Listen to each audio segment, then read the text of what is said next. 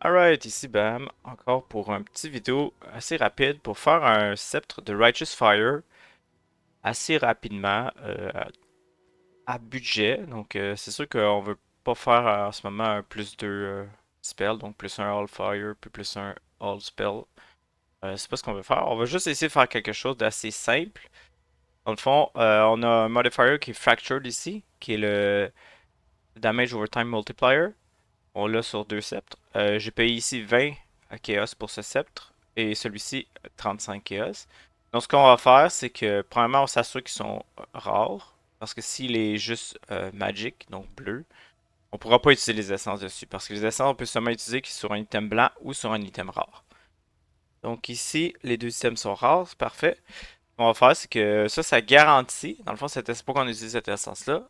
On peut utiliser plus bas de tiers. Donc celui-là, c'est le plus haut, c'est Defining euh, Sense of Fear.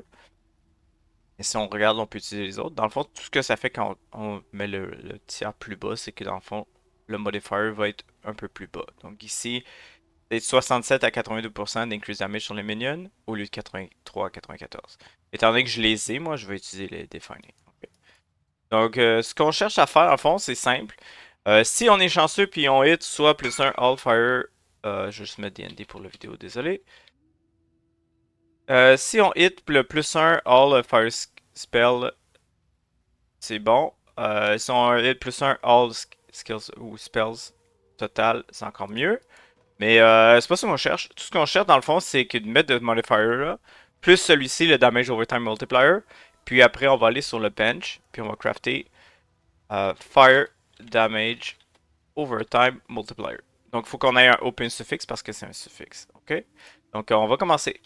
Si on n'a pas de suffixe ouvert et le damage garanti, donc on n'a rien eu d'autre. Ici, on a un suffixe ouvert, mais il n'y a pas grand chose dessus, donc je pense que je vais encore la reroller. Ici non plus. Pas rien. Et je pense que le prochain. Euh, C'est sûr que les autres modifiers font absolument rien, mais ça peut être tout simple que ça. Et là, on craft Fire Damage Time Multiplier. Donc ça fait déjà qu'on a trois stats qu'on cherche. C'est sûr que l'implicite n'est pas le meilleur, hein, 26% Elemental Damage, mais comme j'ai dit, c'était super budget. Ça m'a coûté 20 chaos celui-là. Ici, celui-là va me coûter 35. Euh, donc on va continuer. Utiliser les essences. Comme que je dis, ce qu'on cherche, ce qu'on aimerait avoir, c'est soit plus un All Fire Spell Skill ou plus un All Skill.